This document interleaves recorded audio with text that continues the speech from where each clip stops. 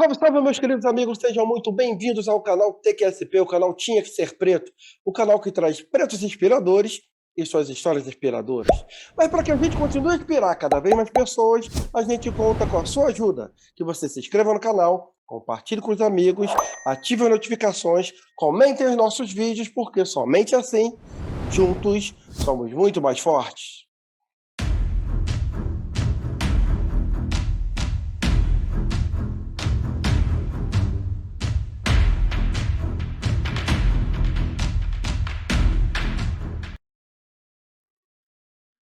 O nosso convidado de hoje, ele é motofrentista, artista de rap e tem se destacado aqui no Brasil e no exterior por seu ativismo e militância no movimento social dos trabalhadores de aplicativo.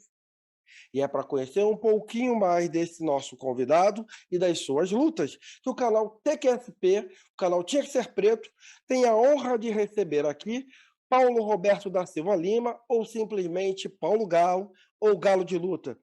Paulo, seja muito bem-vindo ao canal TQSP, seja muito bem-vindo. O canal Tinha que Ser Preto é todo seu, meu querido. Fique à vontade aqui no nosso canal. Valeu, irmão. Obrigado aí pelo convite aí. Satisfação total poder estar aqui trocando essa ideia aí. Cara, é uma honra e um prazer conhecer você e conhecer a sua história e mostrar aqui no nosso canal um pouquinho de você e da sua história, cara. Então, vamos começar aqui falando um pouquinho de você e da sua luta. Você ainda trabalha como motofrentista, ô Paulo? Como é que você prefere que eu te chame? Paulo Galo, Galo de Luta? Fica à vontade, fica à vontade. Chama de Uhum. Paulo Galo, Paulo Lima, o que você preferir aí.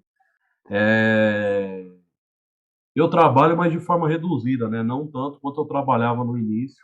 Hoje eu trabalho menos, hoje tenho outras atividades que eu faço, né? Que Uhum. me tomam um tempo, que me toma muito tempo, na realidade.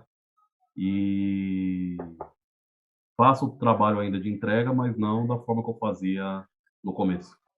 Ah, beleza. Então, na pandemia, a gente percebeu a importância e a necessidade do serviço dos entregadores, né, cara? E foi também durante a pandemia, né, que foi criado o movimento dos trabalhadores, o movimento dos entregadores antifascistas, né? E esse movimento ele ganhou uma maior visibilidade no Break dos Apps do dia 10 de junho de 2021. Aí eu tenho duas perguntas para você. O Paulo Galo ativista nasceu na pandemia e qual foi o objetivo desse manifesto, cara? Ô, irmão, na verdade, o ativista, o militante, o ser de luta, ele surge muito antes, né? Com 16 anos de idade ali, eu viro muçulmano. A gente traz o filho do Fred Hampton para cá, para o Brasil, para São Paulo, Fred Hampton Jr. Nós, os muçulmanos, junto com o movimento negro, que é o MNU, o Movimento Negro Unificado, a gente acaba trazendo o Fred Hampton Jr. para cá. Aquilo ali já é uma luta interessante, fascinante, né? Então, tipo assim, o ser de luta, ele já começa lá atrás com o movimento hip hop, eu com 12 anos de idade, eu com 16 me tornando muçulmano. E aí, quando chega em 2017, a minha filha nasce, eu preciso voltar a trabalhar como motoboy, porque eu já trabalhava como motoboy em 2012. E aí, quando chega ali em 2020, na pandemia, é que surge um vídeo meu que eu falo, sabe como é que é difícil carregar comida nas costas de barriga vazia? Esse vídeo acaba viralizando e dando uma proporção para a luta maior, né? E aí ali que muita gente acaba ficando me conhecendo. E qual foi o objetivo desse movimento do Break dos Apps? O movimento ele começou comigo ali, o meu movimento, né? Assim, que depois se desdobra em outras coisas, mas ali a minha movimentação, eu começo fazendo um abaixo-assinado, que eu peço EPI, máscara, álcool em gel, eu peço café da manhã, almoço e janta para os entregadores na pandemia, né? Aí ali eu tento já organizar os entregadores com o intuito de fazer uma greve. Existe um receio dos entregadores, porque os entregadores nessa época eles já não se enxergam mais como trabalhadores, eles estão se enxergando como empreendedores ali naquele momento. E aí acaba surgindo o break dos apps no dia 1º de junho. E aí, a partir dali, começa a surgir uma série de outras greves e uma série de outras lutas. A intenção daquilo ali era resgatar essa coisa do entregador como trabalhador, entendeu? A greve como ferramenta de luta histórica dos trabalhadores, o entendimento do que é o sindicalismo, né? Porque os entregadores têm um problema com o sindicato um, ou dois ou três, mas eles precisam entender que o sindicalismo é uma ferramenta histórica da classe trabalhadora, né? Não é porque um sindicato te desagrada que o sindicalismo inteiro está errado. Então, a intenção era essa, conseguir chegar nesse Direitos, né? ponto de consciência. E ter direitos também, né? Como todo trabalhador, conseguir os direitos que todos os trabalhadores têm, né? Agora, É, na questão dos direitos, a gente nunca teve grandes ilusões de uhum, achar que o governo ia ouvir a gente, ou de achar que a gente conseguiria alguma coisa ali, porque a situação estava muito fragmentada, a questão do trabalho, entendeu? Mas sempre teve. Porque também é difícil explicar para os entregadores os direitos hoje em dia, entendeu? Como que você explica o direito a férias? Como você explica o direito a 13º, o direito à jornada de trabalho, sendo que muitos entregadores tratam a carteira de trabalho como a nova manga com leite, a manga com leite desse tempo aqui. Então, a gente nunca teve grandes ilusões com essa coisa, sabe? Era muito mais de ativar a consciência. Os sim. entregadores antifascistas, né? Muito mais ativar a consciência para um próximo passo. Esse passo ainda da gente lutar efetivamente pelos nossos direitos, eu acredito que ele ainda está chegando. Nesse primeiro passo, a gente ainda está lutando pelo desenvolvimento, a retomada da consciência de classe. Pô, perfeito. E logo em seguida, se eu não me engano, um mês depois, né, teve um outro protesto seu, né, que foi o incêndio da estátua de Borba Gato, né? Para quem não sabe quem é Borba Gato, né, ele era um bandeirante escravista que buscava metais preciosos e responsável pela morte do administrador das minas, Rodrigo Castelo Branco, né, um assassino. E com esse incêndio, o que você queria, cara? Qual era o objetivo de incendiar essa estátua desse cara que não trouxe nada de bom para gente?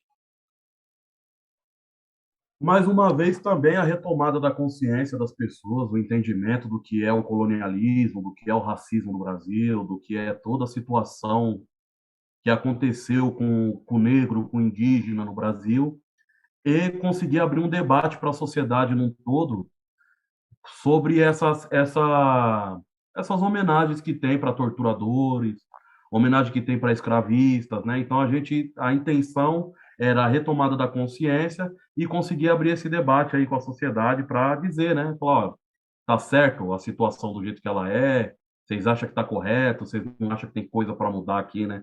Tá certo ter uma rodovia se chamar Raposo Tavares, Castelo Branco, Fernão Dias, sabe? Vocês acham que isso é justo com o povo brasileiro, né? Que na sua maioria é negro e indígena? Vocês acham que isso aí é justo? Então, a ideia foi essa, mano, a retomada da consciência e a abertura desse debate aí para além do que a gente conseguia fazer na internet.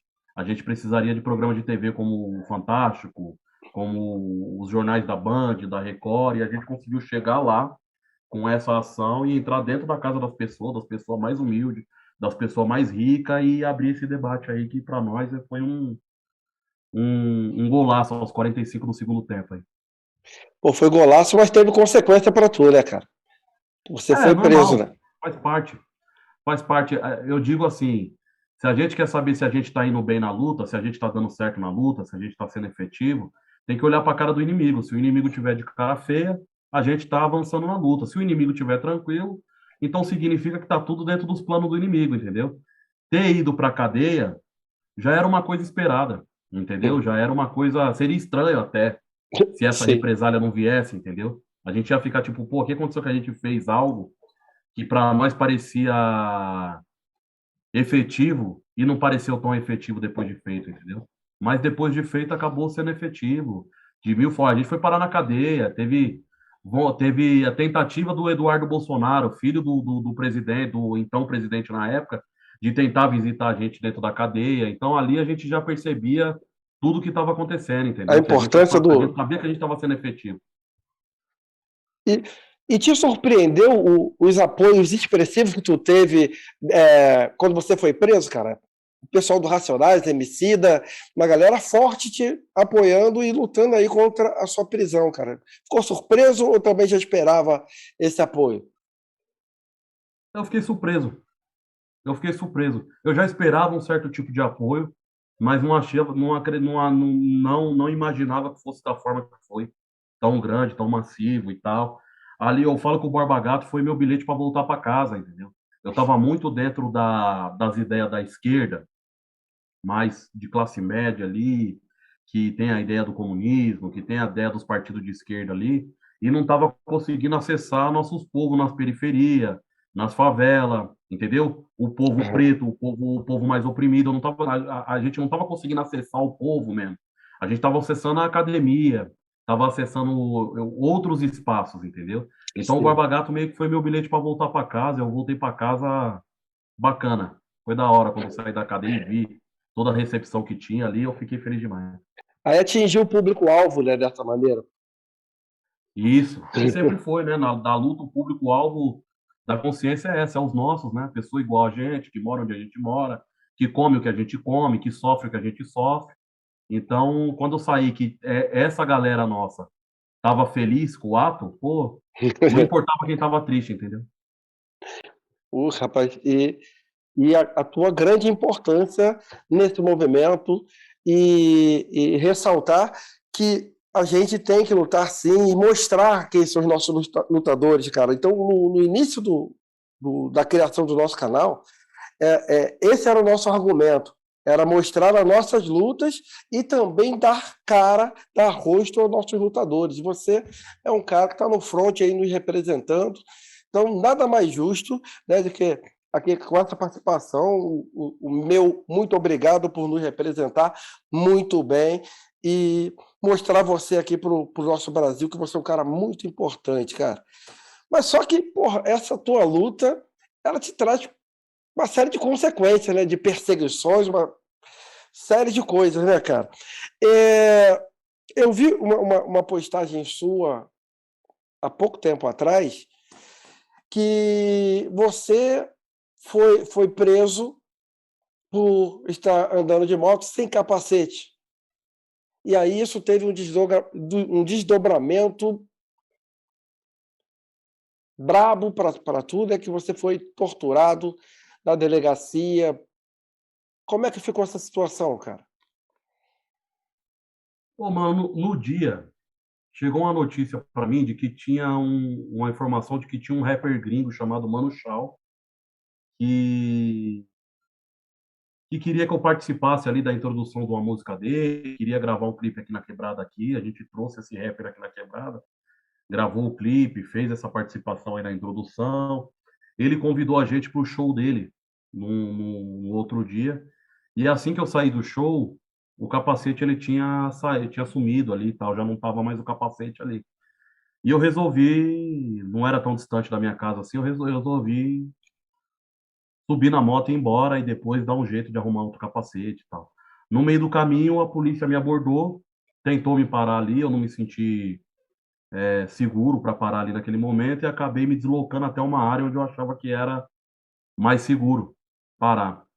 Quando eu parei, houve ali uma confusão com os policiais já me agrediram ali, mas não agrediram, eles não começaram a agressão porque eles sabiam que eu era o galo e o que eu tinha feito, queimado a estátua. Agrediram porque tinha tido uma fuga, porque era que eu estava sem capacete, toda a situação ali, tá? Fragilizado, né? E não E aí me justifica. levaram para o batalhão. Quando me levaram para o batalhão, ali eu já tive a percepção de que mais maldade aconteceria, porque quem conhece o procedimento correto é você aborda uma pessoa na rua, você tem que levar ela para a delegacia civil para fazer o boletim de ocorrência, para dar sequência no BO. E eles me levaram para dentro do batalhão. Então, quando eles me levaram para dentro do batalhão, eu já tinha certeza que ali não faria nenhum BO e que teria mais maldade acontecendo. E aí, de repente, veio um policial uma uma foto minha no celular, de uma reportagem, colocou assim na minha cara, assim, mediu, se certificou de que era eu mesmo, chamou o outro policial veio, e eles me perguntaram, falou, oh, foi você que queimou o Barba Gato? Eu respondi que sim, E ali começou uma sessão de tortura, começou chute, começou soco, começou tiração de sarro, eles mandando eu fazer o L, né? Eles falavam, faz o L e tal, coisas do tipo. E aí tinha uma máquina lá que parecia um esmeril, era como se fosse um esmeril. Eles ligaram essa máquina e começaram a colocar meu braço ali, queimar meu braço. Caraca. Isso já sabendo que eu tinha queimado o Barba-Gato, quem eu era e tal. Foi uma sessão de tortura, assim, para mim, né? Mas para eles, uma sessão de divertimento, né? Das 6 horas da manhã até o meio-dia. Quando foi no Caraca. meio-dia, eles me liberaram e basicamente foi isso que aconteceu. Mas você deu prosseguimento nisso? Denunciou esse caso ou não, cara? Bom, depois eu fiquei receoso, fiquei com medo. Achei que era melhor não. Achei que. Porque assim, veja bem, essa, esses fatos são fatos rotineiros na vida do povo negro, na vida do povo pobre, morou? Hum. Não é a primeira vez que acontece comigo, não nessa escala tão grande, de ser queimado, de ser torturado, mas de ser levado para a delegacia e apanhar, sabe? Ser levado para um canto escuro do seu bairro e apanhar, ou apanhar no próprio enquadro ali onde você tá, onde você foi abordado, não é a primeira vez, entendeu? Que eu vivenciei isso aí, ou que eu vi isso ser vivenciado por amigos e outras pessoas e tal. Então ali eu pensei que seria melhor não levar adiante, porque a delegacia era a delegacia do meu bairro e isso poderia trazer malefícios para mim e para minha família. Só que aí no segundo dia, porém eu informei advogados, eu informei a ouvidoria do que estava acontecendo, mas pedi paciência, que eu ainda queria saber se eu faria denúncia ou não, certo? No segundo dia que eu estava pensando, um entregador ele foi dar fuga na polícia porque ele estava com a carteira de habilitação atrasada. E ele conseguiu dar fuga até a rua de baixo aqui de casa aqui. Quando ele chegou na rua de baixo aqui, a polícia deu 16 tiros nele e assassinou ele aqui na rua de baixo de casa. E aí ali minha cabeça ela deu um nó, porque ali para mim era quase como se fosse o universo, Deus, os orixá, uma coisa maior falando comigo, entendeu? Dizendo, ó, isso aí é o galo que ninguém conhece, é o galo que não tem voz, é o galo que não é famoso, entendeu? Talvez pudesse ter sido você, você vai ficar calado. Ficou essas coisas martelando na minha cabeça. Uhum. Você que tem voz, você que pode denunciar essa safadeza, essa pilantragem, essa injustiça. Você não vai fazer isso? Você que pode? Você vai deixar essas pessoas que não têm condição nenhuma de se proteger sozinha? Então essa coisa começou a me perturbando. E aí foi me perturbando na primeira semana, na segunda semana eu resolvi denunciar na internet, dizer o que estava acontecendo. A gente foi na delegacia, fez o BO, né? Foi numa outra delegacia que não era a do batalhão, né? Foi numa outra. E aí fez esse BO e agora está esperando o desenrolar desse capítulo todo aí que é lento, né? Às vezes a Uhum. gente acha que a gente vai tomar uma atitude que é rápida, igual uma onça, e ela é lenta igual um elefante, entendeu? Rapaz, e nesse mesmo vídeo, né, você contando a situação, você fala que você não andava tranquilo na sua rua, não chegava no seu portão com tranquilidade, ficava com medo. E essa sensação continua, cara? Pô, eu vivo essa sensação há 3 anos. Tem 3 anos que eu estou vivendo essa sensação de insegurança, assim, de fragilidade, entendeu? O bairro que eu moro é um bairro violento, não é um lugar tranquilo, entendeu? Aqui tem estatísticas que favorecem certas tragédias acontecer, entendeu? Aham. Então, então o meu pensamento nisso sempre foi de que eu preciso tomar cuidado voltar de casa, eu preciso tomar cuidado quando eu sair de casa. Então já tem 3 anos que eu vivo essa angústia aí, entendeu? Uhum. E é difícil, né, rapaz? A nossa luta tem todo um movimento para que tentem impedir a nossa luta, né? A gente de falar. Então, tudo é contra nós e tudo é fazendo com que a gente se sinta medo, acuado, como se fosse ainda na época da escravidão, né? Se você falar, o chicote canta e a gente fica um pouco refém a isso aí, quando a gente está nessa luta. Você que está nessa luta diretamente aí. E ainda uma coisa muito mais importante, né? É a sua família em primeiro lugar. Então, é atentar para a sua vida por conta da sua família também, que espera que você retorne para casa todos os dias, cara.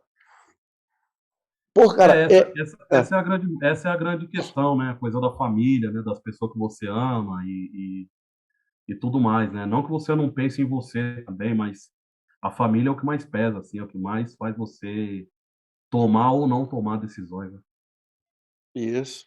Então, as decisões têm que ser bem analisadas para que as consequências sejam as menores possíveis, cara.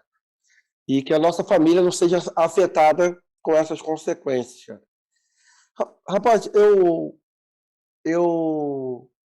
um tempo atrás, nós fizemos uma postagem de um vídeo seu e que você estava comentando nas suas redes sociais, cara, sobre a desvalorização do negro. Eu não lembro aonde foi.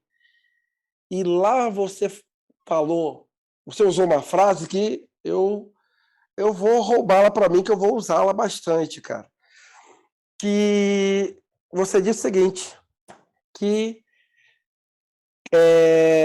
quem não tem valor tem preço. Né? Então, a gente vive um processo histórico de desvalorização e para que eles pudessem pagar pelo nosso serviço, pagar pela nossa escravidão. Aí eu quero relacionar essa causa negra ao início da sua luta, que foi contra a uberização, que era como você chamava, né? Você acredita que essas empresas de aplicativo elas estão usando exatamente isso, cara? Quem não tem valor tem preço. Ou seja, ela está desvalorizando esses trabalhadores importantes para dar um preço a esse serviço. Porque esse serviço já era prestado muito antes dessas empresas, né? Pois é, mano. Tipo, se você pega seu carro e leva num mecânico, ele vai falar assim, ó, quebrou a longarina, tá com problema na longarina, tá com problema na morcinética e tem que trocar o coxi. Se você não entende da coisa ali, você vai ficar boiando ali, você não sabe o que que ele falou. E aí ele vai fazer um orçamento para você e vai dizer, ó, ficou aqui R$ 3.700 para consertar seu carro. Aí você vai falar, pô, ficou caro, meu. Não acho que tá justo isso daí. Você não sabe o que que é coxi, você não sabe o que que é longarina, você não sabe o que que é morcinética, sabe? Então, como é que você sabe que é caro? Você sabe o valor das peças, você sabe o valor daquela mão de obra, sabe? Quem estabelece o valor daquela mão de obra é o mecânico que domina a sua profissão, ele domina 100% a sua profissão. Então, ele estabelece o valor. Aquilo ali não é que tem preço, aquilo tem valor. Se você quiser abaixar muito aquele preço, tratando como preço, o mecânico pode simplesmente virar para você e falar assim: ah, boa sorte aí, vai em outro, porque nesse nível assim eu não rebaixo, meu trabalho tem muito valor, eu demorei muito para aprender isso aqui, eu valorizo muito o que eu sei, o que eu pratico e tal. Então, quando tem valor, quem estabelece é você. Se o valor é você que estabelece, quem estabelece o preço também é você. Quando esse ser ele perde o valor, quem estabelece o preço é o outro lado.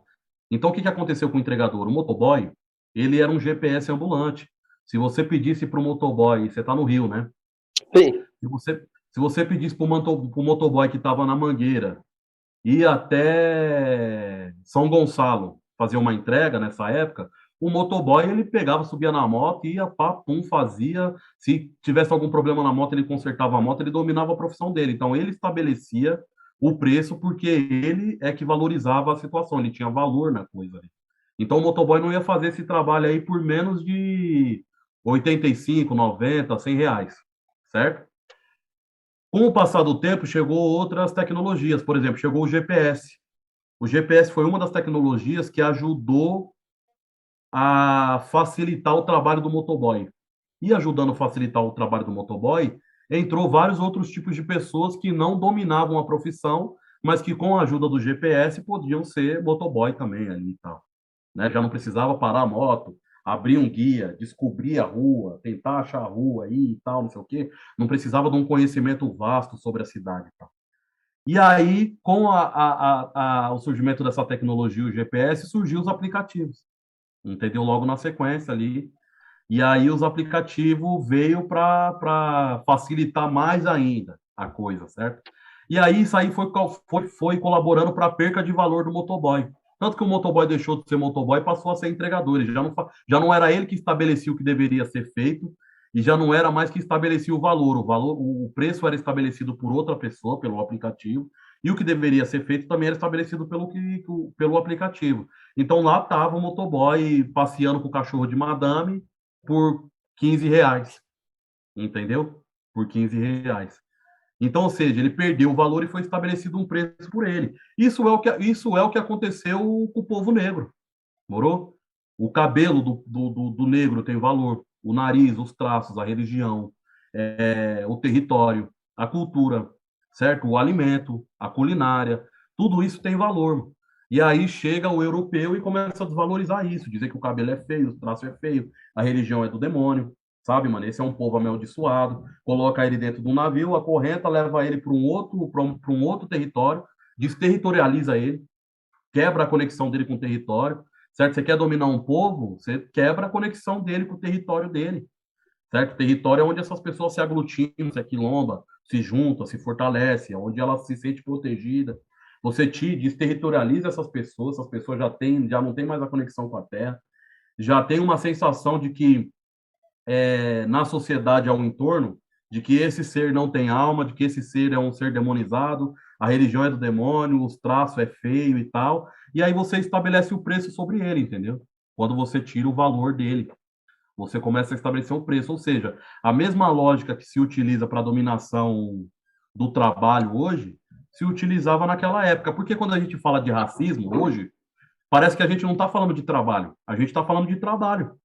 Entendeu? Então, por exemplo, a primeira luta dos trabalhadores no Brasil é Palmares, é a luta pela liberdade. As primeiras relações de trabalho no Brasil é o trabalho escravo. É assim que começam as relações de trabalho no Brasil. Fala-se hoje a nova relação de trabalho, né? O trabalho uberizado. A gente já teve o trabalho escravo. Então, ou seja, quando a gente fala de racismo, a gente está falando de trabalho. A gente não está falando de assuntos diferentes. A gente está falando de economia, a gente está falando de saúde, a gente está falando de infraestrutura, a gente está falando de educação, quando a gente fala de racismo, sabe? Então, então, a primeira luta dos trabalhadores ali é a luta pela liberdade. Depois a gente consegue jornada de trabalho, 13º. É que assim, ó, tem uma galera branca de esquerda que gosta de se apropriar das coisas. Então, eles vão dizer que o sindicalismo começou no século XX, entendeu? Do milênio passado ali. É isso que essa galera vai dizer. Mas, na verdade, Palmares já é o primeiro sindicato da história do Brasil. O trabalho já está se organizando ali em Palmares, já está se organizando no Recôncavo Baiano, certo? Na Revolta dos Malês, ali o trabalho já está se organizando. Ali já tem um sindicalismo surgindo, entendeu? O sindicalismo não é uma coisa que só aparece nos anos 20, ele aparece antes também, não com esse nome, entendeu? Não com esse nome. Mas o trabalho já começa a se organizar. Então, ou seja, raça e classe é a mesma luta, entendeu? A luta de classes no Brasil também é a luta racial. Se ligou? Então, ou Uhum. seja, houve um processo de desvalorização do ser para poder estabelecer um preço sobre ele e comprar ele na outra ponta, entendeu? A gente está falando de racismo, a gente está falando de classe, a gente está falando da luta, entendeu? A luta de classes também é a luta antirracista. Sim. Rapaz, e você fala muito de política de rua. E o que é, na tua visão, a política de rua? Se a gente parar para pensar, a gente tem um monte de movimento social que um briga com o outro. Então, você tem um movimento negro que monta um cursinho popular e um outro movimento negro que monta um outro cursinho popular. E aí, quando você vai conversar nos bastidores, esses dois cursinhos populares, eles não se bicam. Eles não dialogam um com o outro, eles não conversam um com o outro, eles têm críticas ferozes um ao outro. Por quê? Isso é um problema entre eles, não é um problema entre nós, entendeu? É um problema da estrutura. A estrutura não comporta tanta gente. A estrutura que está aí da política institucional, ela foi feita para dividir nós. Não dá para ter um monte de vereador negro, não dá para ter um monte de deputado negro, não dá para ter um monte de parlamentar negro, porque essa estrutura não recebe isso, não tem espaço para isso. Então a gente vai ficar brigando É. para tentar ocupar aqueles espaços. A gente vai ficar se degladiando na rua. E aí, o que que eu acho? Se a gente quiser fazer a luta na dimensão na dimensão europeia, na dimensão dos brancos, na dimensão dos burguês, a gente vai sempre perder tanto na dimensão de espaço deles, como na dimensão de tempo deles também. O nosso tempo e o nosso espaço é diferente do tempo e do espaço deles. A política de rua seria Palmares, por exemplo.